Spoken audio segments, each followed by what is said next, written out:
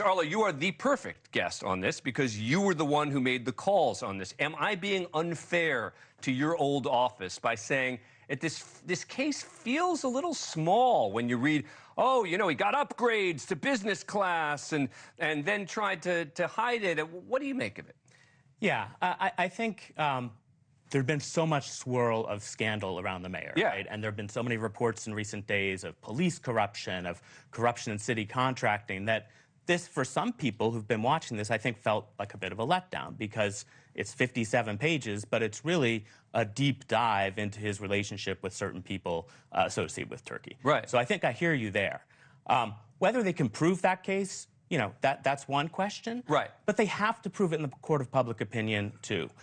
Not necessarily right now, but ultimately it'll be a jury. And a jury has to find not just that the elements of the case were satisfied, but that it feels like something really criminal happened in their guts. Well, look, but I felt the same way about the Manhattan case brought against Donald Trump, right? That, to me, also felt like that actually felt like an even more piddly case than this one against Mayor Adams, to me, because you're talking about, you know, it's not specifically a campaign finance case, but it was kind of a campaign finance case, right? And so both these cases feel, to a certain degree, like prosecutors who felt some obligation to bring said case against defendant. Am I, again, do you think I'm being unfair?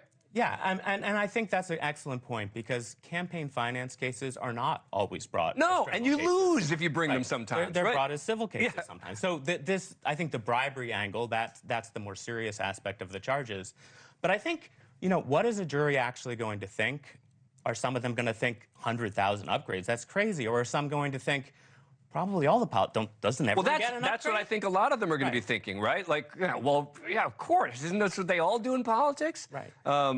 But it didn't work for Donald Trump in the defense in Manhattan. Yeah, but it was a little bit of a different going to play out. Let's talk politics, Corey. All right. So are you mad at me for all the stuff I'm saying about this nonsense about the politicized DOJ? That every single one, it's always the politicized DOJ. Yeah, Dan, but here's the thing, right? It's the tactics which they're using to go after these people. Did anybody think that Mayor Adams is a flight risk? They had to go and get into Gracie Mansion immediately and send a whole team in to abstract his phone and his computer? He offered to turn these things over. They're a way of doing things, right? And if you're going to indict the sitting mayor of New York, he's not leaving the country. He's not going to disappear. We know where he is. They could have made a phone call and said, we'd like you to come down, turn yourself in, please bring your equipment with you. And I'm sure he would have done that. We've seen this now by an overzealous Justice Department at the federal level, who's done this to Peter Navarro. They've done this to now Mayor Adams. They've done it to Donald Trump. You want to turn over information most of the time in these civil trials, which are not, or these criminal trials, which are not violent crimes.